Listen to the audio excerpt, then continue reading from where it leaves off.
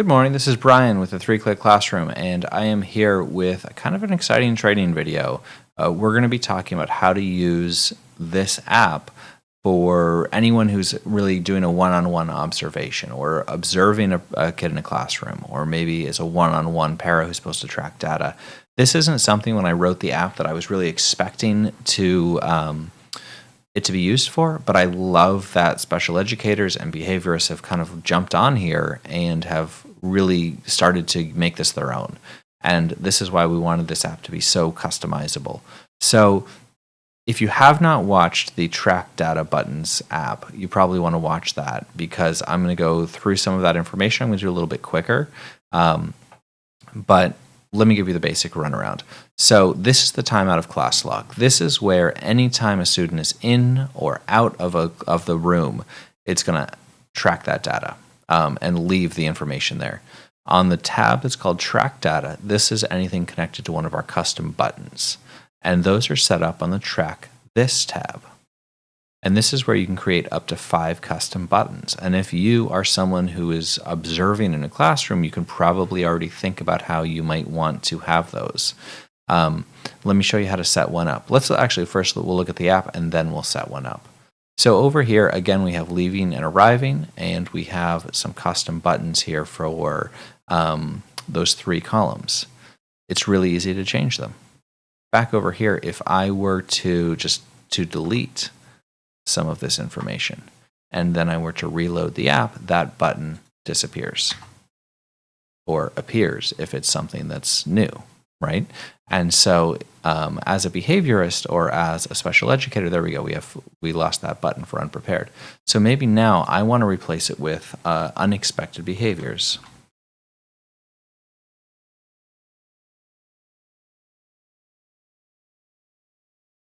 Okay, I would want to make it not pin protected because the kid's not going to be hitting this. One student, because I'm watching one student, and I don't want a confirmation pop up because I want to be able to add that as information as quickly as I can.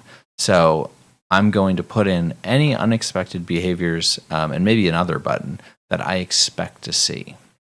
So let's see, unexpected, let's see. We might have unexpected spitting. We might have loud noises, right? Those are some unexpected behaviors. Maybe here we're going to change this over to expected behaviors. And we are going to, let's see, raising hand perhaps. And let's take off the no confirmation pop-up. So let's reload our app and let's see those updates. I'm leaving high fives there just because it's fun.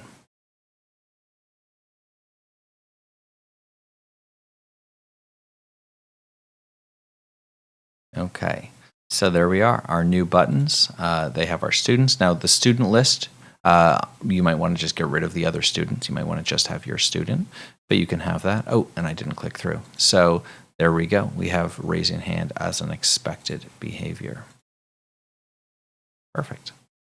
One thing you might want to do at this point is I'm going to put no pins, and I'm going to put no doors. If you don't expect the student to leave the classroom or arrive at the classroom, you may just want to get rid of the leaving and arriving buttons. But then a special educator showed me another way to use those that's kind of cool. That, again, it's not something that I had thought of when I first put this app together. So I'm going to actually put those back on. And now, okay, so we have our arriving and leaving buttons. And now I'm going to come over here and I'm going to customize. And we have gone over this in another video. So again, if you want to see all of these customizations, watch the customizations video. But I'm going to start this. Arriving, we're going to have that as end. And under leaving, I'm going to have that as start. And I'm going to show you why I'm doing that. One more thing to do. We could leave bathroom or water fountain. Let's make one of these a break time, and let's make one of these independent work. Okay. And so now, again, I'm going to want to reload this. I almost forgot. Under customization, when you make an update, you need to update theme. And you're going to want to, over here, reload the web page 2 times to get the theme from the back end all the way to the front end of the website.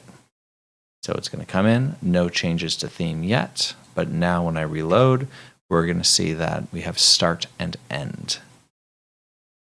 Here we go. Okay, so let's say that the student starts independent work. We're tracking Sydney today, started independent work. The message is incorrect. You could also change that in the theme customization. Okay, and then they started independent work, and the expected behavior, let's again, they raised their hand while they were doing independent work. That was really awesome. They were still doing independent work, but then we saw, we did see some loud noises, and that is about when Sydney stopped doing independent work. So they returned. Let's take a look at what that looks like over here. So over on the track data tab, here we go. We have, all right, the expected behavior, the unexpected behavior. We can make that a little wider because it needs to be now, right? And we have the timestamp on that. So we could have a count of how many times that behavior happened.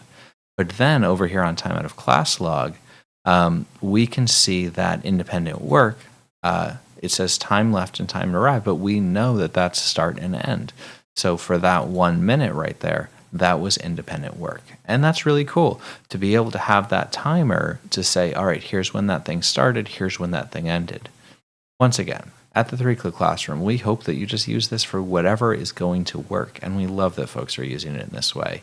So if you come up with a new use for the 3Click Classroom, please share it with us. We would love to inspire others to share the 3Click Classroom so that they can have that idea, so they can use it in that way. But folks, as always, if you have any questions or you want to celebrate those successes, send us an email. Thank you so much.